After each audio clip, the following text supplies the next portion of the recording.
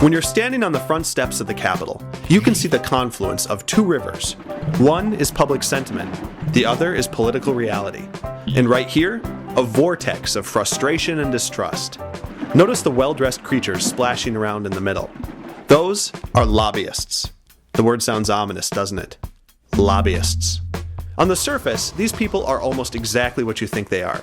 They schmooze, they educate, they cut deals, and collectively they have a tremendous impact on our legislative agenda. But that doesn't answer the real question. Are they evil? The answer really depends on your perspective. Here's what we know. They're definitely active. On any given day, you can find them taking meetings, cornering lawmakers, and generally shepherding legislation through the plumbing of the Capitol. But to be fair, judgments of good and evil don't really apply here. This is simply work. The bigger question is whether they should be doing this stuff at all. So let's try it this way. What would happen if lobbyists disappeared?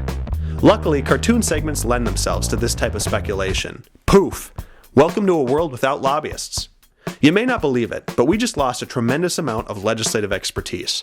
It often takes decades to learn how the Capitol really works, and now that we've removed what are essentially civic leaders, business people, and former lawmakers, there are a lot less advocates in this building bridging the gap between public needs and partisan polarization. As a result, our government is now almost entirely driven by the limited knowledge of our elected officials. And that's not a shot at the politicians, it's simply an acknowledgement of just how big this job really is. Even in the ego-saturated halls of the Capitol, people value expertise. And when a representative needs to know what the law enforcement community thinks about recent LGA initiatives in South Minneapolis, lobbyists are the fastest route to some answers. And here's the key. The answers had better be honest. If a lawmaker gets burned by some false or misleading research, you can bet the lobbyist that gave it to him is going to taste the bubblegum on the front steps. Ideally, lobbyists serve as the voice boxes for larger forces, and what we think about them probably depends more on the issues they represent than the actual existence of the profession. And that brings us back to the front steps of the Capitol and the confusing nature of politics.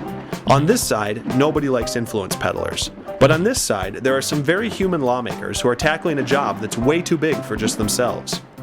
If you want to experience this mashup personally, feel free to come down to the Capitol. Just be sure to wear a life jacket, because it's going to be a bumpy ride. That's all the time we have this week. Let us know what doesn't make sense, and we'll do our best to figure out how it happens.